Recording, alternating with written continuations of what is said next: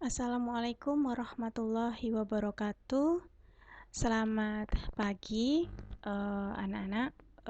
Pada kesempatan ini kita sudah memasuki pertemuan ketiga dengan tema materi, yaitu standar makanan rumah sakit.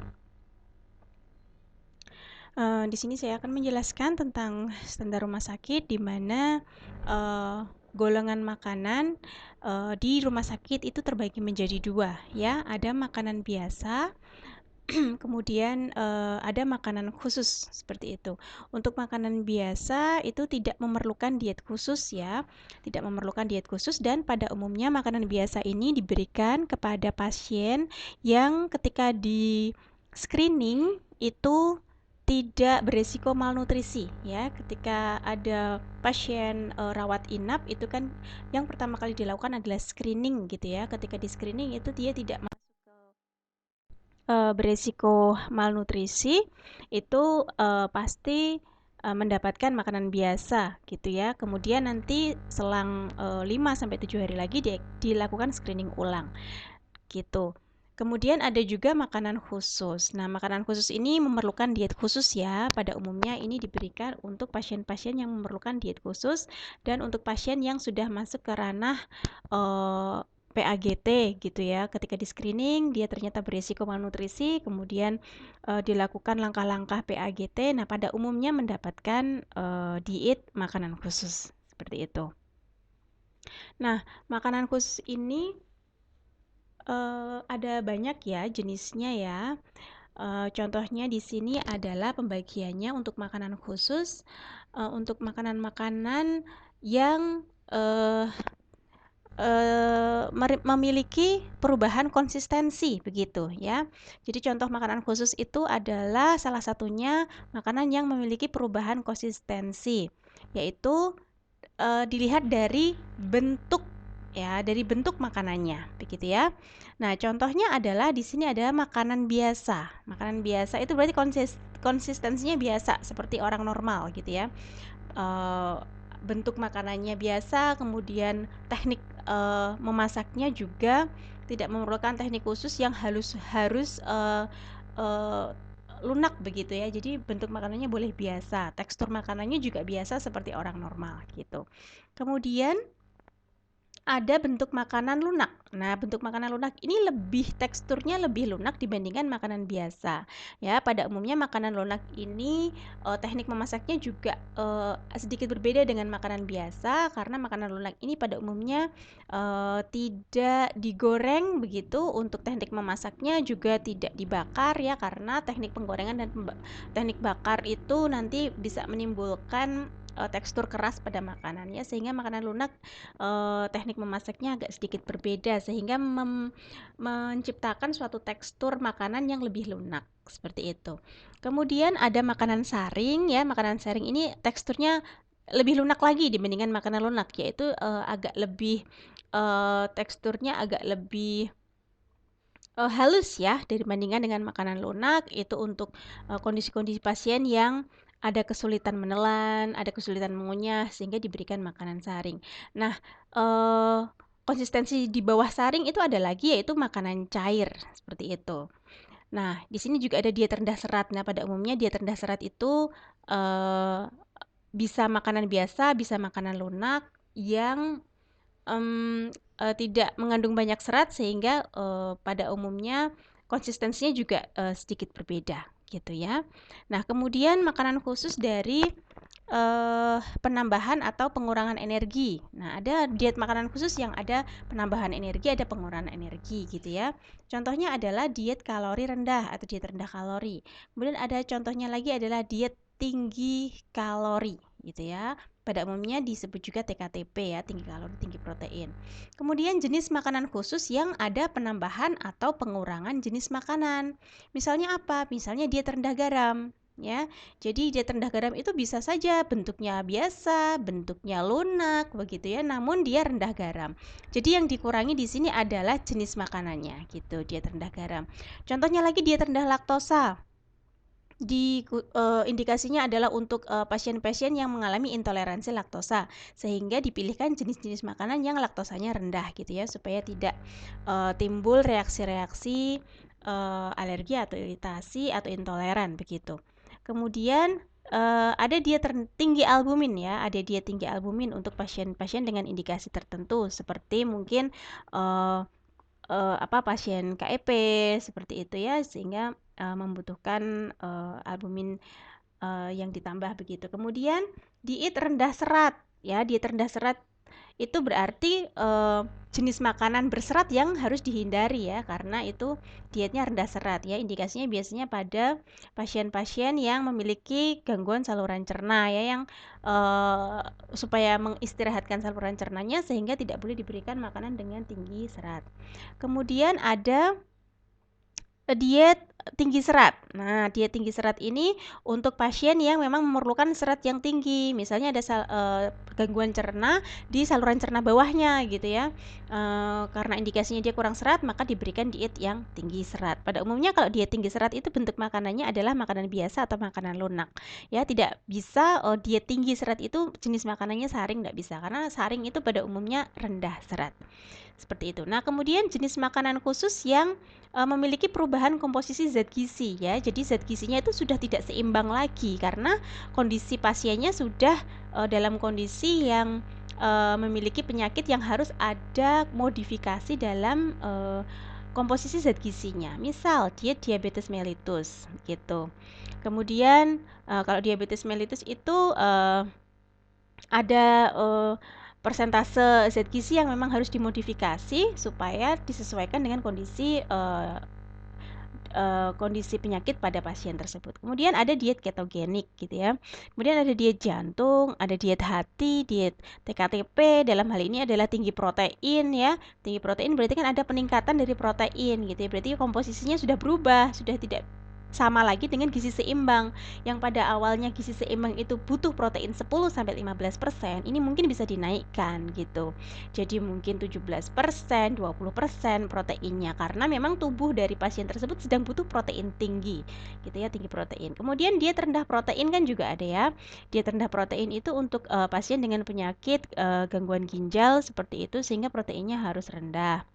Kemudian ada diet rendah kolesterol ya, berarti juga mengarah ke diet rendah lemak. Ini khususnya untuk pasien-pasien yang memiliki dislipidemia gitu ya, atau mungkin rendah lemak bisa juga untuk pasien yang memiliki kondisi malabsorpsi lemak sehingga lemaknya harus rendah dan harus diganti jenis lemaknya menjadi lemak yang mudah serap supaya ketika masuk ke saluran cerna langsung mudah diserap gitu ya. Jadi kondisi pada makanan khusus untuk perubahan komposisi zat gizi ini berarti komposisi zat gizinya dari makronutrien dan juga bisa juga ke mikronutriennya itu sudah tidak gizi seimbang ya, sudah tidak lagi sama seperti orang sehat dengan gizi seimbang karena dia memerlukan diet khusus ya dengan komposisi zat gizi yang berbeda. Kemudian makanan khusus yang memiliki perubahan jumlah dan frekuensi makan. Misal diet lambung atau diet DM itu kan ada jadwal-jadwal khusus untuk waktu pemberiannya gitu ya, tidak bisa sembarangan karena ada jadwalnya. Tepat jumlah, tepat jenis, tepat jadwal kan gitu ya. Kemudian ada penghilangan atau pantangan makanan spesifik. Misalnya untuk diet alergi atau diet asma gitu. Jadi ada pantangan-pantangan makanan tertentu yang tidak boleh diberikan karena dia alergi terhadap makanan tersebut ya. Alergi sama asma itu biasanya ada keterkaitan gitu ya. Kalau asma tuh biasanya juga bisa muncul karena suatu jenis makanan yang membuat dia menjadi sesek asmanya seperti itu. Ya, itu adalah contoh-contoh dari jenis-jenis makanan khusus gitu. Ya, ini nama-namanya ya, ada TETP atau TKTP, tinggi energi, tinggi protein, ada rendah kalori, ada rendah sisa, rendah garam. Untuk diet saluran cerna gitu ya, diet komplikasi kehamilan. Kemudian ada diet tinggi serat, diet DM, jantung, stroke, rendah protein, tinggi protein, seperti itu diet. Ya, ini nanti bisa kalian lihat jenis-jenis diet khusus ini ya di buku, sepertinya banyak ya, nanti bisa dibaca seperti itu. Nah, jenis makanan standar khusus rumah sakit yang akan kita bahas di sini adalah jenis makanan standar rumah sakit yang dilihat dari konsistensi makanannya. Ya, yang dilihat dari konsistensi makanannya. Nah, standar makanan rumah sakit dalam kategori konsistensi makanan itu terbagi menjadi 4 jenis, ya, yaitu makanan biasa, makanan lunak, makanan saring, dan makanan cair, gitu. Oh ini salah ya, mohon maaf, makanan cair itu enteral dan oral ya, bukan parenteral ya. Jadi ini enteral dan oral, seperti itu. Ini parenteralnya salah ya, bukan parenteral tapi oral. Karena makanan cair itu bisa diberikan melalui enteral ataupun melalui oral ya. Jadi ini bukan parenteral ya, tapi oral. Salah tulis mungkin ya. Jadi makanan cair itu bisa diberikan ke individu pasien ya melalui oral maupun enteral, seperti itu. Nah, ini penjelasannya ya. Kita simak satu-satu. Makanan biasa merupakan dasar untuk modifikasi makanan khusus ya. Makanan biasa itu kan merupakan makanan dengan tekstur yang paling komplit begitu ya, merupakan diindikasikan untuk pasien yang mungkin tanpa masalah pada saluran cernanya ya, tidak ada masalah pada gastrointestinal tract, baik gastrointestinal tract bagian atas maupun bagian bawah begitu. Nah, makanan biasa ini diperuntukkan bagi pasien tanpa diet khusus atau mungkin bisa dengan diet khusus, misalnya rendah garam gitu ya, tapi bentuknya makanan biasa itu bisa ya. Kemudian dapat memenuhi kebutuhan gizi pasien ya, karena memang makanan biasa itu bisa komplit kandungan zat gizinya. Kemudian susunan makanan sama dengan makanan orang sehat di rumah. Susunan zat gizinya seimbang ya, bisa seimbang karena bentuknya teksturnya biasa gitu ya. Mengandung semua golongan zat gizi. Kemudian mengandung serat dalam jumlah cukup, dan pada umumnya makanan biasa itu bentuk makanannya makanan pokoknya itu nasi gitu ya, karena tekstur atau konsistensinya itu biasa. Oke. Nah, tujuan pemberian makanan biasa adalah memberikan makanan sesuai kebutuhan gizi pasien untuk mencegah terjadinya malnutrisi dan kerusakan jaringan. Jadi makanan biasa ini untuk memberikan makanan yang sesuai dengan gizi pasien begitu. Biasanya diperuntukkan untuk memang tadi ya pasien-pasien yang tidak masuk resiko malnutrisi ya. Ketika di screening tidak beresiko malnutrisi biasanya dapat makanan biasa. Nah, pun ketika dia di screening itu ada resiko malnutrisi seperti itu, kemudian diberikan suatu diet khusus, misalnya rendah garam atau rendah lemak atau makanan dalam bentuk rendah kolesterol begitu, itu bisa diberikan makanan biasa ya, karena memang misal dilihat dari kondisi pasien tidak ada masalah pada saluran cerna atas, misal tidak ada gangguan mengunyah, menelan, tidak ada gangguan saluran cerna, seperti itu ya boleh, bisa diberikan makanan dalam bentuk biasa. Nah, syarat diet dari makanan biasa adalah energinya sesuai kebutuhan normal ya, karena memang makanan biasa bisa mencukupi energi untuk kebutuhan normal, seluruh kebutuhan dari pasien tersebut gitu. Kemudian proteinnya seperti pada umumnya gizi seimbang ya 10-15%, lemaknya 10-25% gitu ya, bisa dimodifikasi lemaknya mungkin agak rendah untuk kondisi-kondisi pasien yang memiliki dislipidemia misal. Kemudian karbohidratnya 60-75% gitu, cukup mineral, vitamin, kaya serat, serta tidak merangsang saluran cerna, yaitu pilihkan bahan-bahan makanan yang tidak merangsang gitu ya, tidak berbumbu tajam seperti itu, sehingga saluran cernanya tidak terangsang gitu nggih. Kemudian makanan harian, kemudian dia beraneka ragam ya, bisa berbanyak bahan makanan bisa digunakan ya. Kemudian dia bisa bervariasi lebih banyak dibandingkan jenis makanan yang di bawahnya seperti makanan saring, cair begitu kan, variasinya agak kurang banyak seperti itu. Teknik pengolahannya boleh digoreng, boleh dibakar, dipanggang, direbus, atau ditumis. Nilai kalorinya bisa komplit ya, memenuhi seluruh kalori pasien gitu ya. Jadi dari 1.600 sampai 2.200 kalori gitu, dengan pembagian protein, lemak, dan karbohidrat sesuai dengan kondisi pasien, atau bisa juga dengan sesuai dengan persentase gizi seimbang. Bahan makanan yang boleh dan tidak boleh adalah semua bahan makanannya boleh digunakan kecuali yang merangsang ya. Misal makanan yang terlalu manis, ya manisan. Terlalu asin ya, asinan gitu. Atau mungkin makanan-makanan yang apa namanya, frozen food atau makanan-makanan instan itu memang tidak diperbolehkan ya, karena tinggi natrium ya. Kemudian berlemak tinggi juga tidak boleh. Misal di rumah sakit kan nggak mungkin keluar apa rendang Padang gitu ya, yang pekat sekali santannya, itu kan tidak mungkin keluar makanan seperti itu ya. Itu artinya memang makanan yang disediakan di rumah sakit memang tidak boleh terlalu strong bumbunya, maksudnya dalam hal merangsang saluran cerna seperti itu, karena kondisi yang akan diberikan makanan rumah sakit adalah kondisi pasien, walaupun dia tidak ada masalah dengan saluran cernanya, tapi memang tidak diperbolehkan gitu untuk menjaga saluran cernanya supaya tetap baik. Kemudian tidak boleh terlalu berbumbu ya, maksudnya berbumbunya strong seperti tadi. Makanan Padang begitu ya, yang memiliki rempah yang sangat kuat begitu, memang tidak maksudnya tidak direkomendasikan ya untuk makanan rumah sakit begitu. Jadi bumbunya yang apa moderate seperti itu, dan minuman beralkohol atau mungkin soda gitu ya nggak boleh. Oke, indikasi pemberiannya biasanya pada ibu melahirkan, ibu menyusui gitu ya, karena tidak ada gangguan pada saluran cerna. Kemudian pasca bedah kecil yang tidak berhubungan dengan saluran cerna. Kemudian indikasinya juga makanan biasa ini untuk tadi ya, pasien yang tidak masuk dalam apa berisiko malnutrisi ketika di screening gitu. Nah, ini contoh makanan diet ya, gambarnya seperti ini, makanan diet biasa begitu ya. Pada umumnya makanan pokoknya itu bentuknya nasi gitu, gitu ya. Kemudian ini ada sayur lengkap ya, ada lauk hewaninya, ada lauk nabatinya, kemudian ada sayurnya ya, biasanya juga ada buahnya seperti itu. Kemudian makanan lunak. Nah, makanan lunak ini merupakan makanan yang konsistensinya di bawah makanan biasa, begitu ya. Susunan zat gizinya seimbang, masih bisa untuk susunan zat gizi seimbang ya.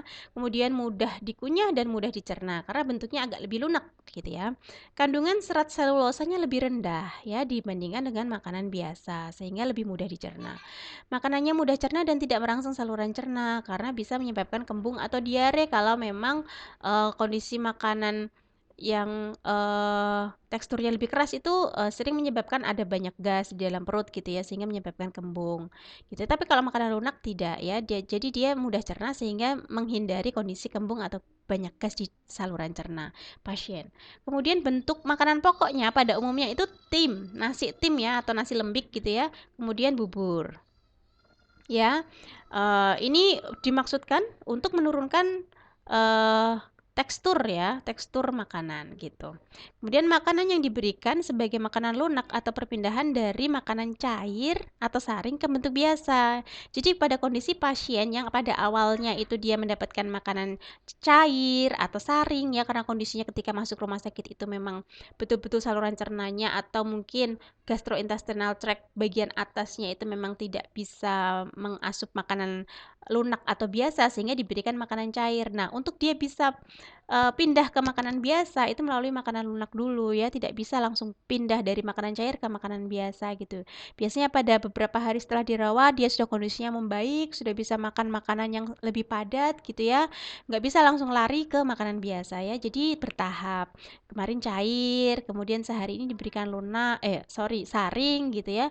Nah, kemudian kok bisa masuk gitu ya, tidak ada keluhan, saluran cernanya juga tidak ada keluhan. Sehari 2 hari makanan saring, kemudian pindah ke makanan lunak, seperti itu. Kemudian baru ke makanan biasa gitu ya. Terus makanan ini biasanya untuk lansia ya, juga bisa untuk anak gitu ya, karena memang dari segi oralnya masih ada masalah mungkin dalam mengunyah, giginya juga belum baik, tidak baik begitu ya kondisinya untuk bisa mengunyah makanan biasa, maka bisa diberikan makanan lunak. Nah, kemudian Indikasi pemberiannya pada pasien dengan penyakit gangguan saluran cerna, infeksi yang disertai demam ya. Kenapa demam harus diberikan makanan lunak gitu ya? Karena memang kondisi demam itu ya kita tahu bahwa ada peningkatan kebutuhan uh, energi ya, peningkatan kebutuhan energi karena kondisinya dia sedang ada infeksi yaitu ditandai dengan demam. Peningkatan kebutuhan energi itu berarti kita harus hemat penggunaan energi. Pemberian makanan lunak ya, ketika dikonsumsi oleh pasien, maka saluran cernanya tidak membutuhkan banyak usaha untuk mencerna karena sudah lunak begitu ya. Dengan dia tidak memerlukan banyak usaha untuk mencerna, maka energi yang digunakan untuk mencerna makanan itu kan jadi lebih irit gitu. Jadi energinya bisa digunakan untuk memerangi si demamnya itu gitu ya. Terus luka yang ada di rongga mulut ya karena mungkin kecelakaan mungkin atau mungkin kondisi-kondisi tertentu sehingga ada luka di rongga mulut namun masih tetap bisa mengunyah begitu ya, berikan makanan lunak. Pos operasi setelah pemberian makanan cair atau saring ya menuju ke makanan biasanya diberikan makanan lunak dulu ya. Pasien dengan kesulitan mengunyah atau menelan ya bisa diberikan makanan lunak tergantung kondisi pasiennya. Kalau tetap masih bisa mengunyah sedikit-sedikit gitu ya, berikan makanan yang lunak dibandingkan dengan makanan yang tekstur di bawahnya gitu ya. Teknik mengolahnya ditim, direbus, dipure, dibubur, dikukus, disemur atau dipanggang ya. Tidak boleh digoreng ya karena akan keras. Bahan makanan yang boleh dan tidak boleh itu adalah bahan makanan yang teksturnya keras itu ya, tidak dianjurkan gitu.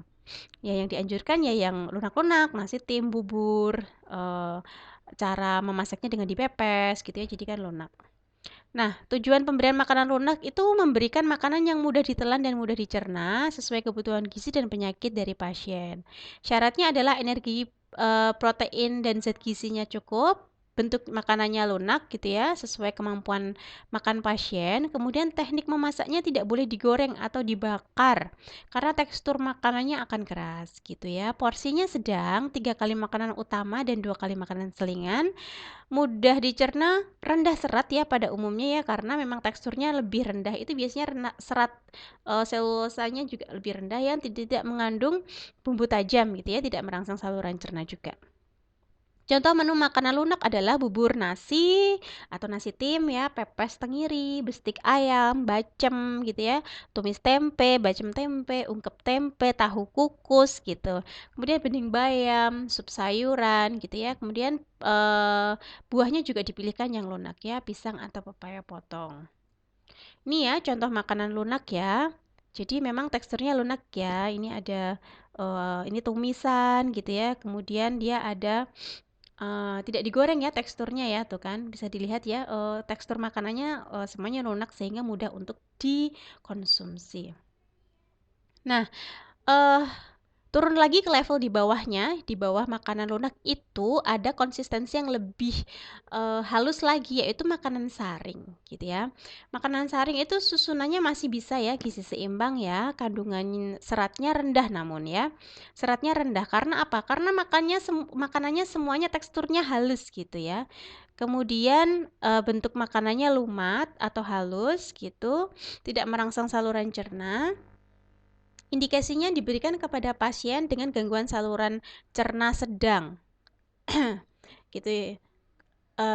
Kemudian peningkatan suhu yang di atas 39 derajat Celcius ya, biasanya kan jadi malas makan gitu ya, lemes gitu ya. Nah, diberikan makanan saring supaya mungkin masuk ke mulut aja sudah bisa ditelan seperti itu ya, karena teksturnya memang sudah sangat halus gitu. Contohnya pasien yang tidak bisa mengunyah gitu ya, bisa diberikan makanan saring. Makanan ini memiliki kandungan gizi yang lebih rendah dibandingkan makanan di atasnya yaitu makanan lunak dan makanan biasa karena lebih rendah ya. Karena apa?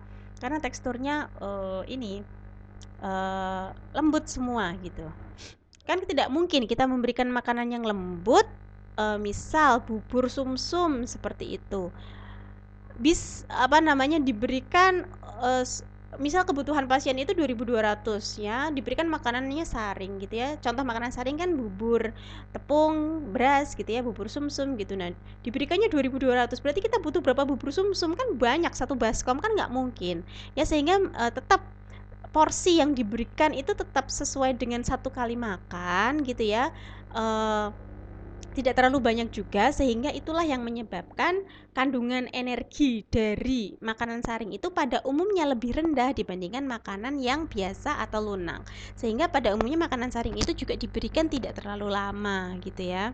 Supaya ya itu tadi, karena energinya memang rendah ya, tidak bisa memenuhi seluruh energi yang dibutuhkan oleh pasien tersebut. Gitu. Ya, syaratnya ini ya dia rendah serat gitu, diberikan dalam bentuk saring atau blender. Nah, diberikan dalam porsi kecil tapi sering ya, pada umumnya diberikan 6-8 kali sehari gitu. Kalau makanan lunak sama biasa itu kan palingan kan 3 kali makanan utama, 2 kali selingan. Nah, kalau ini bisa diberikan 3 jam sekali gitu ya. Jadi sehari itu bisa sampai 6-8 kali pemberian. Ya, karena sedikit nggak bisa diberikan hanya 3 kali, itu akan memberikan porsi makanan yang sangat banyak begitu. Oke. Hanya diberikan untuk jangka waktu singkat karena kurang memenuhi kebutuhan gizi, terutama energi dan vitamin. Nah, tujuannya apa? Tujuannya pemberian makanan saring adalah memberi makanan semi padat sejumlah yang mendekati kebutuhan gizi. Ini ada tulisnya yang mendekati. Karena pada umumnya makanan saring tidak bisa memenuhi seluruh kebutuhan energi dari pasien karena bentuknya memang sangat-sangat halus atau lunak. Ya, nah pada umumnya diberikan untuk jangka waktu pendek. Tidak bisa selamanya diberikan makanan ini karena energinya kurang. Ya, ini biasanya diberikan untuk adaptasi terhadap bentuk makanan yang lebih padat. Syaratnya adalah hanya untuk jangka waktu singkat, misalnya 1-3 hari gitu. Kurang memenuhi energi ya, pada umumnya energi, serat, vitamin C dan tiaminnya itu rendah gitu. Nah, makanan yang saring ini umumnya rendah serat karena teksturnya ya biasanya disaring atau di blender ya. Porsi kecil atau sering, diberikan 6-8 kali sehari, bumbunya tidak merangsang. Contoh makanan saring nih, bubur beras, bubur sumsum tanpa santan gitu ya. Kalau di rumah sakit bubur sumsumnya nggak pakai santan ya dek ya, beda sama bubur sumsum yang sering kalian beli di pasar atau di dekat rumah gitu ya, bubur sumsumnya gurih. Nah kalau di rumah sakit bubur sumsum biasanya tanpa santan. Karena apa? Karena santan itu pada umumnya merangsang saluran cerna gitu, jadi memang tidak digunakan ya. Kemudian telur setengah matang, bola daging atau ayam giling. Nah, ini kan telur setengah matang kan lembek ya, gitu.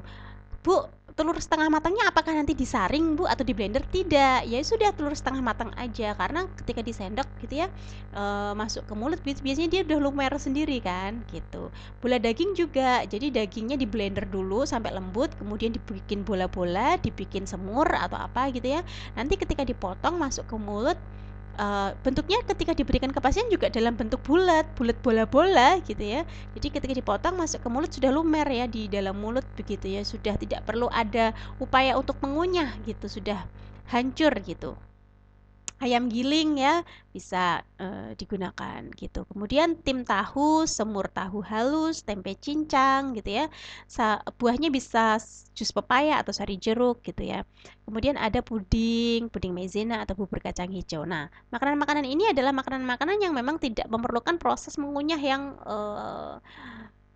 berat begitu ya. Maksudnya masuk ke mulut hanya sekali 2 kali kunyah sudah bisa hancur dan sudah bisa ditelan begitu. Nah, ini contoh makanan saring nih. Pagi ada bubur sumsum, kemudian diberikan telur rebus dan susu gitu. Bubur sumsum dan telur rebusnya disaring, Bu. Jadi bentuknya saring bentuk kayak lembut gitu enggak? Ya ya udah bubur sumsum begitu, kemudian telur rebus gitu ya dan susu gitu. Kemudian bubur kacang hijau. Nah, selingannya ya. Kemudian ada siang ada bubur tepung beras tanpa santan, semur ayam cincang ya, ayamnya dicincang kemudian disemur gitu ya. Jadi bentuknya masih agak besar-besar atau mungkin dibuat bola-bola gitu ya. Kemudian tim tahu, sayur bening gitu ya. Jus pepaya gitu. Sayur bening. Bu, ini berarti nanti jadi satu bubur, semur ayam, tim tahu, sayur bening sama jus pepayanya disaring semua. Tidak ya, tidak ya. Jadi tetap bentuknya tetap bubur tepung sendiri. Semur ayam atau bola-bola ayam disemur sendiri begitu ya. tetap bentuknya tetap bola-bola ya bola gitu ya. Tim tahu ya tetap masih tahu dimasukkan ke dalam apa namanya, daun pisang begitu ya, kayak tim tahu yang kalian makan seperti itu. Nah, tapi tim tahu itu kan ketika dikonsumsi tidak perlu upaya yang cukup keras untuk mengunyah begitu. Nah, itu merupakan makanan-makanan saring itu seperti itu. Jadi maksudnya saring itu bukan semuanya harus disaring ya, Dek ya. Tidak begitu ya. Karena dulu saya waktu S1 tuh pikiran saya tuh semuanya disaring jadikan satu diuplek-uplek gitu ya. Enggak ya, ternyata tidak seperti itu. Ya, tetap sendiri-sendiri gitu. Kemudian selingannya ada puding. Nah, malam hari itu ada bubur tepung beras, bola-bola daging gitu ya, tumis tempe, sayur labu air, sari jeruk gitu ya. Kemudian masih ada selingannya yaitu susu. Ini diberikannya bisa sampai berapa ini? 6 kali gitu ya, 6 kali. Baik. Nah, ini contoh menu makanan saring nih. Nah, tetap sendiri-sendiri begini. Ya, ini ada kaldu, air kaldu gitu ya. Atau mungkin ini bisa diganti dengan air gula gitu untuk menemani makanan ini gitu. Kemudian di sini ada apa bubur tepung tanpa santan gitu. Kemudian di sini ada telur rebus. Nah, ini sayurannya garnish ya, ini garnish, memang tidak untuk dikonsumsi. Nah, pada umumnya makanan saring itu memang tidak banyak sayurnya gitu ya, memang rendah serat. Ya, memang dia rendah serat. Karena kenapa kok begitu? Karena serat itu memiliki tekstur yang apa namanya? Sulit untuk dicerna ya di saluran cerna ya. Sehingga makanan saring ini memang serat atau sayurnya memang sedikit. Kadang memang disajikan memang tanpa sayur gitu, ya. Karena memang begitu untuk mengurangi kerja keras dari saluran cernanya. Kemudian makanan cair. Nah, ini makanan cair ya. Kita masuk ke makanan cair. Makanan cair merupakan makanan yang konsistensinya di bawah dari makanan saring gitu ya, di bawah dari makanan saring. Nah, definisinya makanan cair adalah makanan dengan konsistensinya cair hingga kental. Kurang mengandung zat gizi, tidak digunakan tunggal ya, hanya 1-2 hari saja pada umumnya makanan cair itu. Nanti harus segera pindah ke makanan yang teksturnya lebih di atasnya karena memang makanan cair itu kandungan energinya sangat-sangat rendah sehingga memang tidak bisa memenuhi kebutuhan total energi dalam 1 hari. Frekuensi pemberiannya sering ya, sering. Jadi memang makanan cair itu diberikannya tidak seperti makanan biasa yang 3 kali makanan utama 2 kali selingan ya, tapi memang 2 jam sekali diberikan. 2 jam sekali diberikan. Jadi mungkin sehari itu bisa 8 kali sampai 10 kali pemberian gitu. Kemudian cara pemberiannya secara oral atau enteral ya atau pipa. Ya, jadi kalau kamu sering mendengar apa itu makanan enteral itu bentuknya apa? Ya, bentuknya yang cair. Cair yang apa? Ya, mari kita lihat ya. Makanan cair itu ada 3 jenis ya. Makanan cair jernih itu yang paling rendah ya konsistensinya, cair jernih. Jadi airnya itu dia jernih gitu. Kemudian yang kedua ada cair penuh. Cair penuh itu cairannya tidak tembus pandang. Kalau cair jernih itu masih bisa ketika dilihat sampai di terawang gitu ya, kita masih bisa melihat bagian di balik dari gelas tersebut. Tapi kalau makanan cair penuh ya itu konsistensinya lebih pekat dibandingkan cair jernih, tapi bentuknya masih cair begitu ya. Namun ketika kita terawang, kita tidak bisa melihat apa yang ada di balik gelas gitu.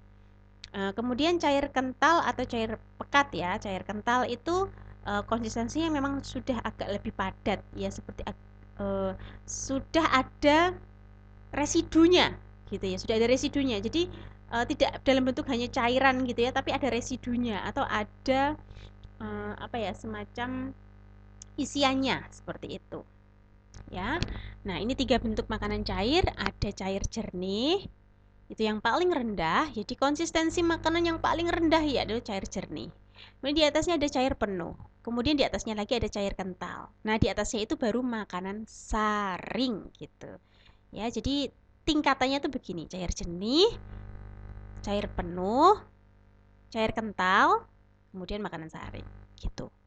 Nah, kita bahas satu-satu ya dari makanan yang cair kental dulu. Cair kental berarti di bawah dari makanan saring ya. Indikasinya untuk pasien yang mengalami masalah dalam mengunyah, menelan, atau mencerna makanan padat, seperti pasien disfagia, postoperasi mulut, gangguan kesadaran, dan pada pasien yang tidak memakan gitu ya.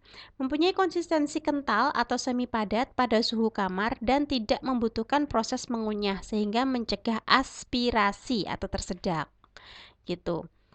Nah, makanan cair kental ini dapat diberikan secara oral, ya, diberikan oral atau melalui mulut. Oral paham ya, oral ya. Oral itu berarti diberikannya melalui mulut gitu ya. Mulut kemudian ditelan. Nah, makanan cair kental ini diberikannya melalui oral. Porsi pemberiannya kecil tapi sering ya. Nah, makanan cair kental ini perpindahan dari makanan cair penuh ke makanan saring gitu ya. Berupa cairan pekat dibuat dari campuran beberapa golongan makanan seperti makanan pokok, lauk pauk, minyak atau lemak, buah, sayur, dan gula. Tujuannya adalah makanan yang tidak membutuhkan proses mengunyah. Jadi nggak perlu ngunyah, diminum aja seperti itu ya. Mudah ditelan, mencegah aspirasi dan meningkatkan status gizi. Jadi untuk memenuhi kebutuhan energi dari pasien.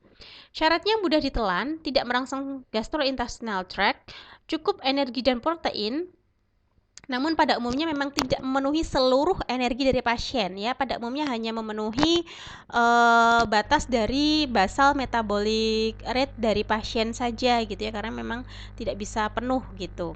Misal pasien butuh 2000 kalori, semuanya diberikan dalam bentuk makanan cair pekat gitu ya, cair kental gitu, nggak bisa ya. Diberikan secara bertahap begitu ya, kemudian porsinya kecil tapi sering. Nah, ini contoh menu makanan cair kental. Jam 7 diberikan sup krim jagung atau dan susu gitu ya. Kemudian jam 10 diberikan milkshake.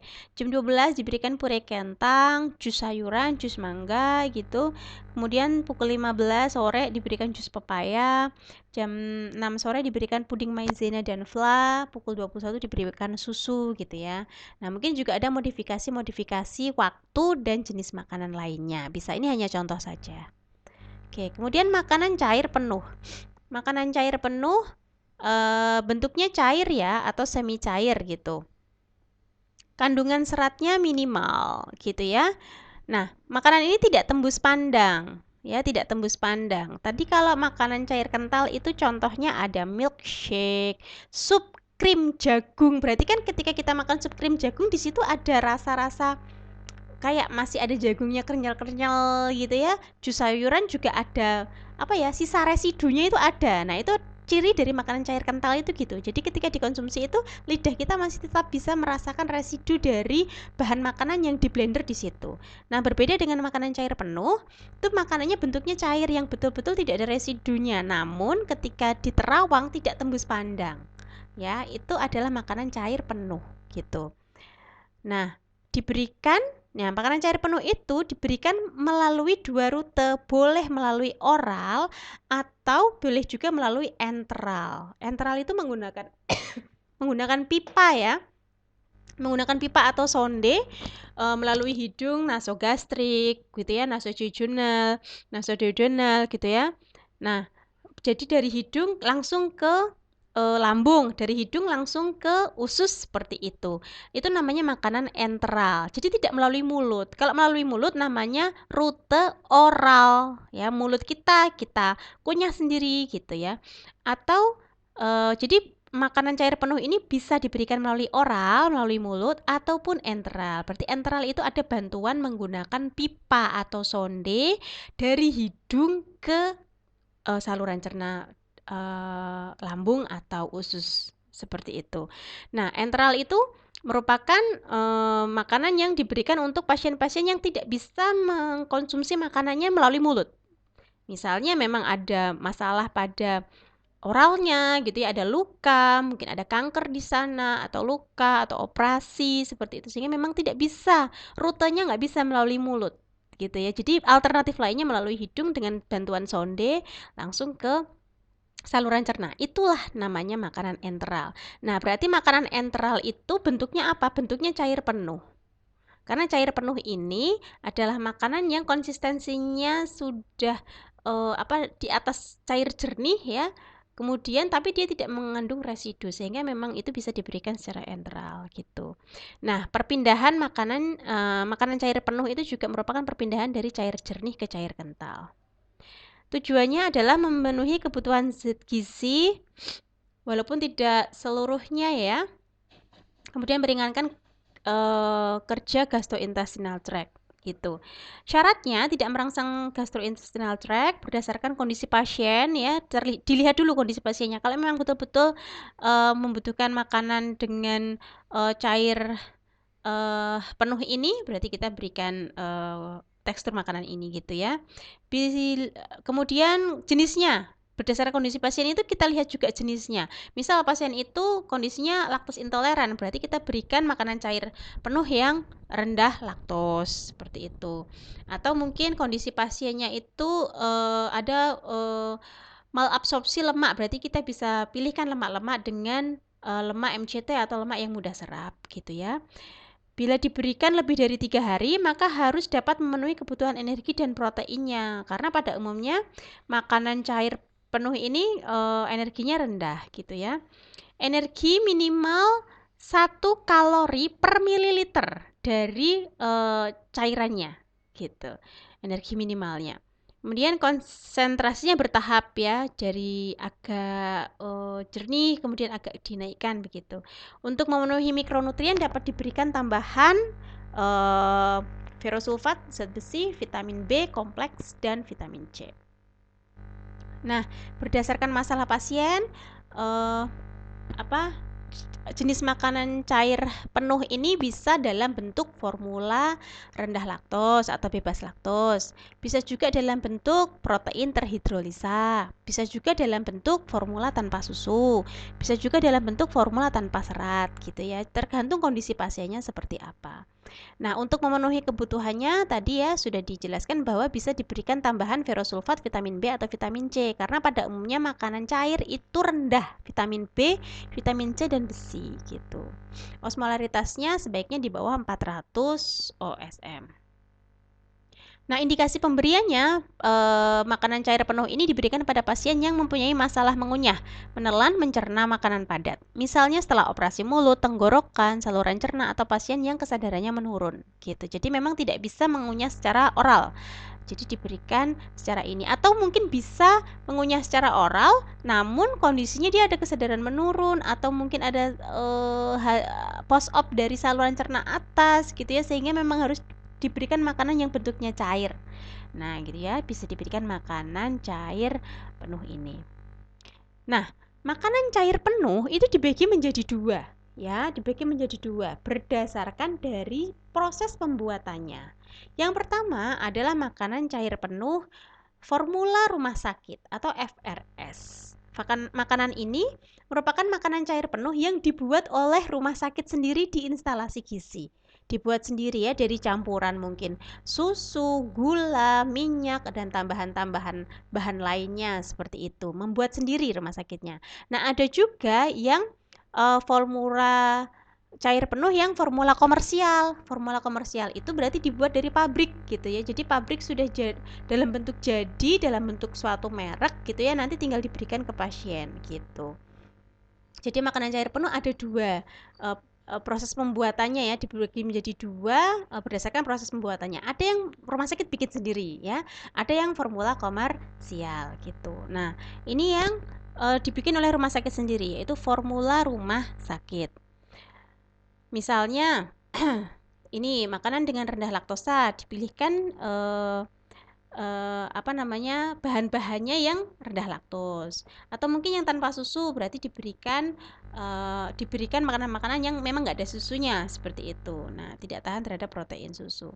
Nih ya, formula rumah sakit atau FRS merupakan makanan cair penuh yang dibuat sendiri oleh instalasi gizi rumah sakit.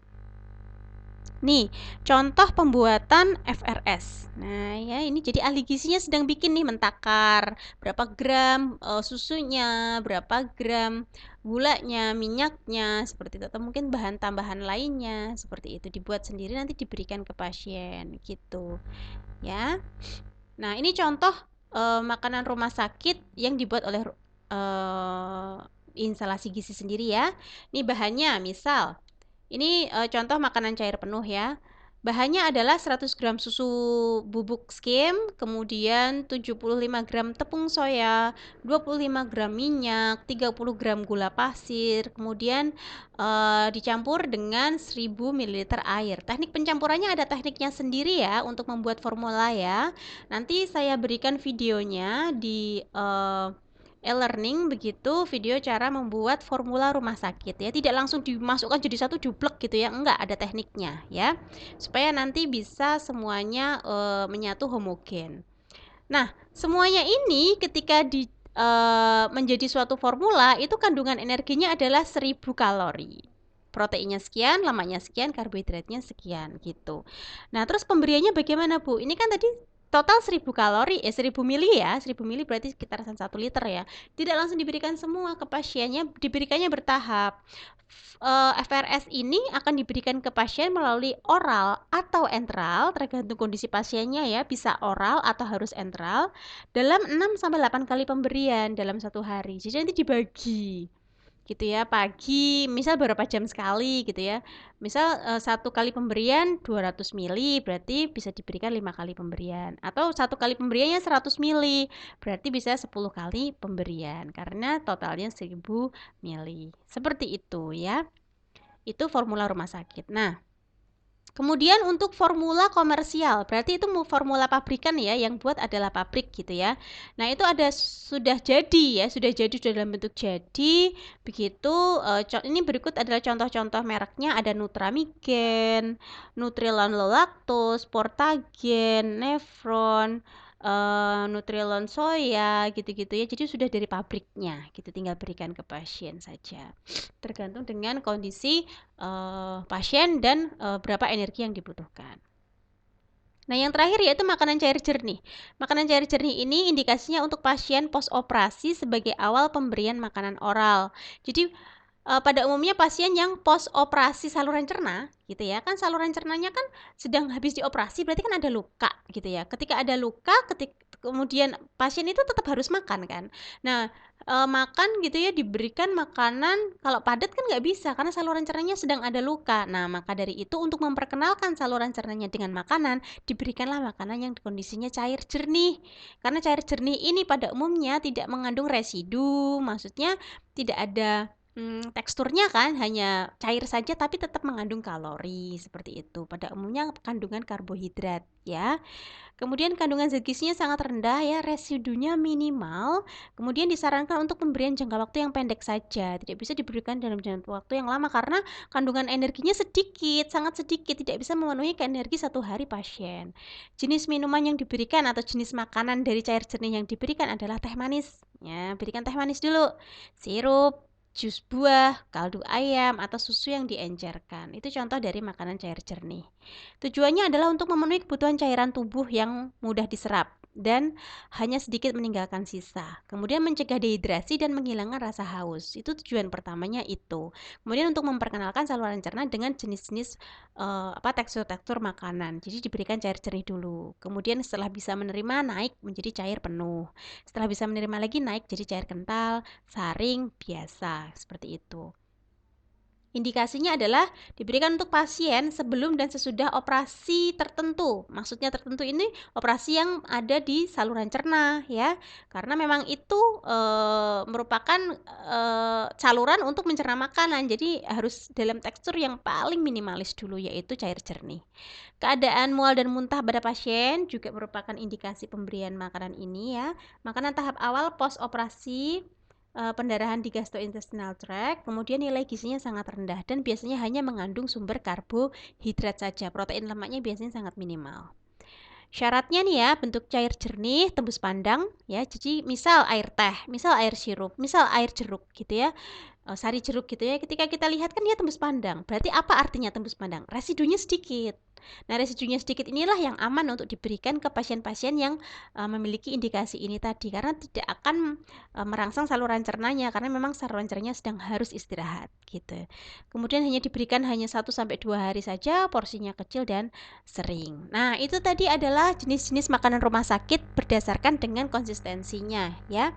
Kemudian Kita lanjut ke makanan enteral dan parenteral gitu. Nah, tadi untuk makanan-makanan yang saya jelaskan tadi ya, pesan dan makanan rumah sakit pada umumnya diberikan melalui oral ya. Khusus untuk makanan yang cair penuh ya, yang cair penuh itu bisa diberikan dua bentuk, dua rute ya, bisa oral. Ketika kondisi pasien tetap masih bisa oral, kita berikan oral. Namun ketika tidak bisa, kita bisa berikan secara enteral seperti itu. Enteral itu berarti menggunakan pipa atau sonde yang tidak menggunakan mulut, berarti pakai hidung, dari hidung ke saluran cerna seperti itu. Itu adalah makanan cair penuh. Berarti makanan enteral itu bentuk makanannya apa? Cair penuh. Nah, sekarang kita belajar bagaimana ahli gizi itu memberikan makanan enteral seperti itu. Ya, karena ahli gizi tidak selamanya, pasien itu tidak selamanya bisa mengkonsumsi secara oral. Ada kondisi-kondisi di mana dia tidak bisa mengkonsumsi secara oral dan harus secara sonde ya atau enteral. Nah, sekarang kita belajar terkait dengan makanan enteral dan parenteral. Silahkan disimak di video YouTube saya ya, di I Am Nutritionist. Di situ sudah saya jelaskan perbedaan enteral dan parenteral serta penjelasannya secara lengkap. Gitu ya. Terima kasih untuk atensinya. Silahkan